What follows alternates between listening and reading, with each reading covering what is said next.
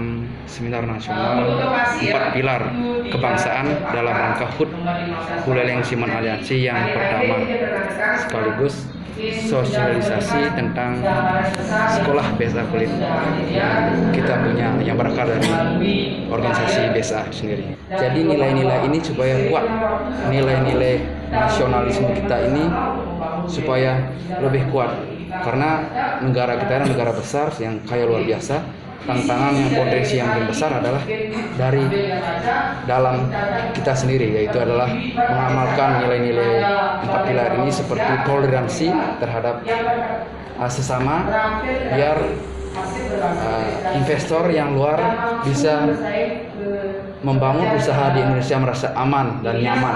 Itu poinnya.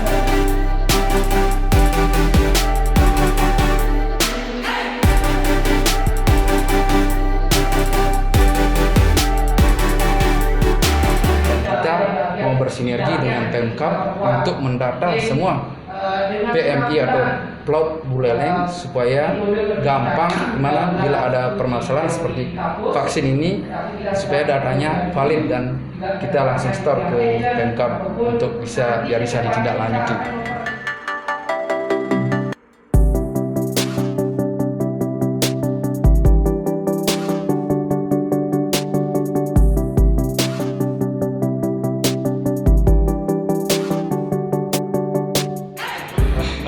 Begini, kita di MPR utamanya memang lagi concern betul dengan NKRI, Undang-Undang Dasar 45, kemudian kebinekaan kita. Jadi karena apa? Karena kita ini tinggal landas sebentar lagi. Hanya satu-satunya hal yang bisa menghambat tinggal landasnya Indonesia menjadi negara yang hebat.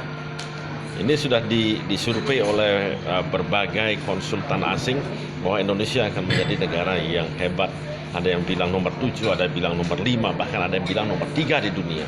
Satu-satunya yang penghalang nantinya adalah ketika terganggunya 4 pilar kita, di mana akhirnya akan meluluh lantakkan semua desain, semua perencanaan, semua sumber daya alam, semua sumber daya manusia, termasuk juga nanti ideologi dan sebagainya, moral, mental, semua akan down, semua akan jatuh.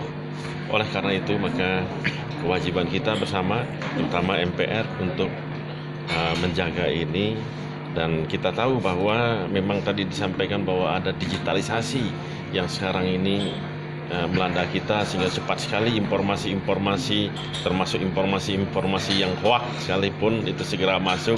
Nah, ini maka kita perlu mengadakan seminar ini untuk kepentingan kepada masyarakat, kepentingan kepada anak muda, jangan sampai termakan oleh hoax-hoax.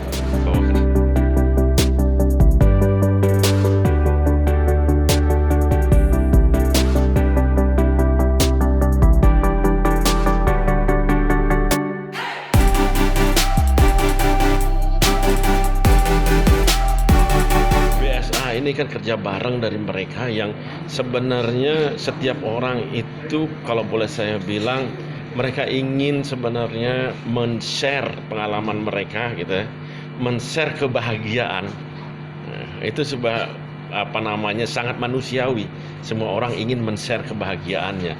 Nah, pelaut-pelaut yang sudah berjalan, sudah mereka ke sana itu, mereka sebenarnya ingin sekali men-share kebahagiaan mereka, men-share pengalaman mereka, men-share apa yang telah didapatkan di internasional, ketimbang mereka kalau dari dulu mereka masih tetap di Bali, di kampung.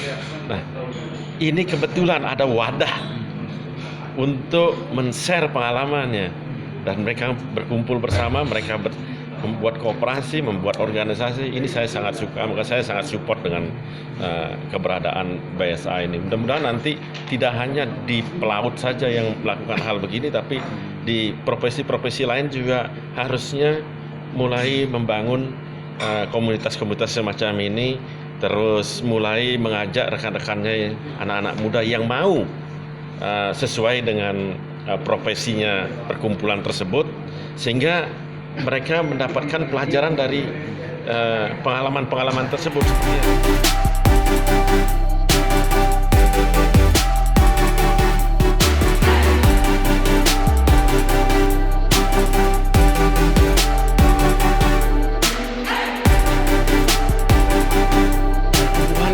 rendah di Buleleng ini karena ya terus terang saya belum melihat keberpihakan yang begitu tajam terhadap Buleleng yang seharusnya mereka seperti Pak Jokowi kita tahu dia berpihak sekarang kemana? Ke Sumatera, ke daerah timur,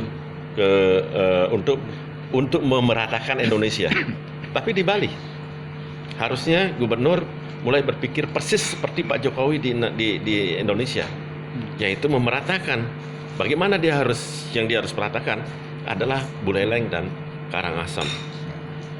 Kenapa? Ya karena memang harus mereka tumbuh bersama. Kalau tidak terjadi urbanisasi, macam-macam persoalannya. Sehingga harus diratakan seperti halnya yang dilakukan Pak Jokowi untuk Indonesia Barat dan Indonesia Timur. Karena hanya Jawa yang maju. Nah, sekarang Selatan yang maju, maka ini harus dimajukan. Itulah tugas pemerintah. Jangan biarkan otodidak, jangan biarkan seperti hutan rimba tumbuh dengan sendirinya.